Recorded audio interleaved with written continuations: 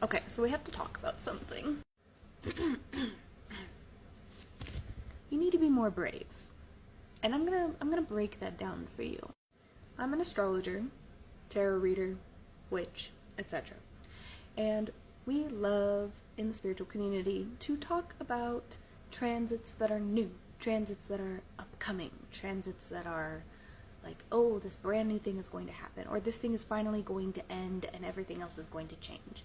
But we don't talk often enough about the transits we are currently under that are just affecting us for long periods of time. As of July 17th of last year, the North Node has been in Aries. And Aries is not only a fire sign, is not only a cardinal sign, is ruled by the god of war. And when your North Node, the direction we are all looking in, heading towards, learning about, is in the god of war. Let's put two and two together. Be brave. And, so, while the North Node is in Aries, bravery, self-advocacy, defending things that matter to you, actually fighting the good fight, actually doing the scary thing. On the other end, we have Libra. Now, Libra is the scales of justice. It is literally, there's different origins of it, but it is always the scales of justice.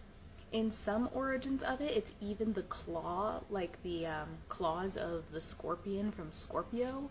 So it's a very intense energy that is about justice and is about making sure that people get what they deserve. With Aries, it is about focusing on self, and with Libra, it is about focusing on other, what others are bringing to the table, and whether or not what they bring to the table is fair, whether or not the energy exchange is fair and reciprocated. But with Aries, it is about, okay, but what do I want? What would be good for me? What should I be brave towards? Aries is also very impulsive. It is not only fire, but it's cardinal. Cardinals are the leaders of the zodiac because they are the first of a season. They initiate things, they make things happen, they kickstart things.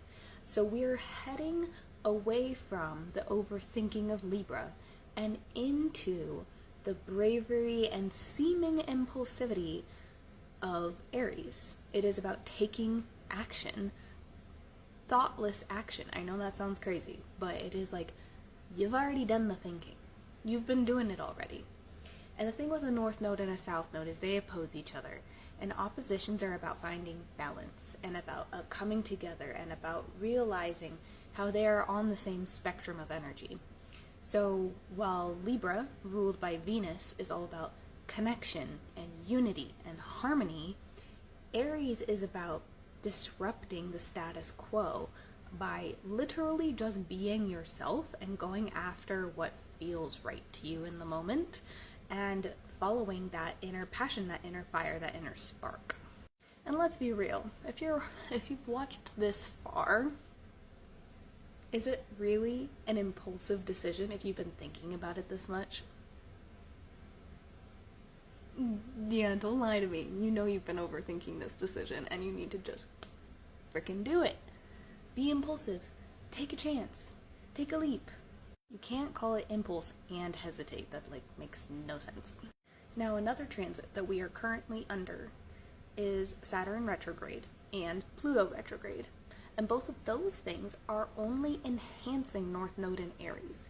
Both of those things are telling us you kind of only have so much time on this earth. What are you doing with it? Just plodding along?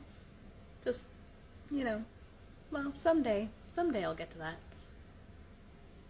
Well, you think you're gonna be here tomorrow?